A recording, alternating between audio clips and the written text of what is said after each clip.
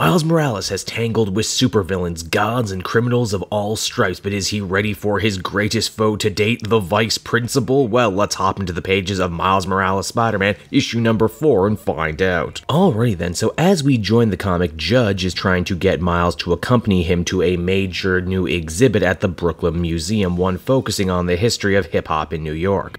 You know, I gotta say, it's pretty awesome that they had some Biggie on the soundtrack for Into the Spider-Verse, and now it's worked its way in here, and it makes sense too, they're both Brooklyn boys after all. Miles doesn't want to skip at first, he knows that if he's caught his parents are gonna punish him, but Gank is sick, so they figure they might be able to use that as an excuse to sneak out by saying that they're all sick. And you know what, they might just have been able to get away with it too were it not for the intervention of one Lyle Dutcher, the vice principal of the Vision Academy. This guy has a major Miles Morales obsession. He knows that he's cutting class, leaving school, and that can only mean one thing. He is a truant, and not at all Spider-Man. Yeah, if you couldn't tell, this dude is basically the entire inverse of J. Jonah Jameson, who is obsessed with our everyman hero, superhero, alter ego. Here, it's the other way around. Now, Miles and his friends are ready to leave the next day. They're even joined by Barbara Gonzalez, aka the girl that Miles is currently crushing on right now. They're not sure if they can make it past the school's guard. But where there's a will, there's a way, and when there's spider cloaking involved, you have more than a way, you have basically a cheat you can turn on and off. But don't take this to mean that Miles is abusing his spider powers for personal gain, he's really not. In fact, even just taking a trip to the city ends up putting him through his heroic paces. First he tries to get a little closer to his date, only for the train to end up breaking down. It seems that there's a little destruction left behind in the wake of one of Namor's attacks. Hey, nice little connection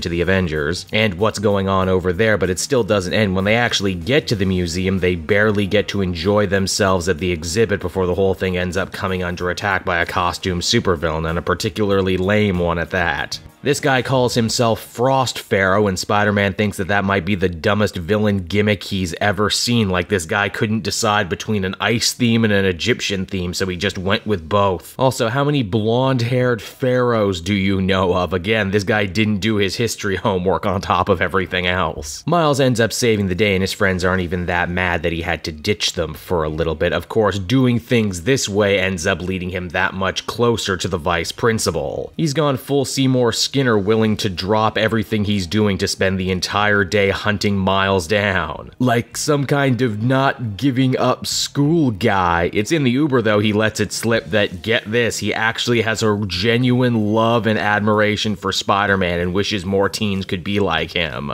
So for those playing along at home, Dutcher is not only Miles Morales' J. Jonah Jameson, but he also seems to be his Flash Thompson as well. Gank is luckily able to warn his friends that Dutcher is on their trail, and what follows is a madcap slapstick chase all over the city, trying to make sure that they're not caught on their way back to the school. And wouldn't you know it, they just narrowly managed to sneak back into bed and play sick in time for Dutcher to kick down their door. No doubt this isn't the last they're gonna see of him. And so that was Miles Morales Spider-Man issue number 4, everybody, and I thought it was a pretty pleasant little one-shot to finish off Solid in Ahmed's first arc, showing that he can do the big-minded superhero stuff, but also do the more down-to-earth slice-of-life stuff. And honestly, I'm happy the Miles book can have both. In fact, more than anything, it feels like this issue reminded me of a Miss Marvel's type of story, wherein the danger of the costume supervillain pales in comparison to just the troubles of everyday life. I do like Dutcher as a character, and I know he's going to be sticking around by the looks of it. Ultimately, pretty good issue. I would feel comfortable giving this one a 7 out of 10.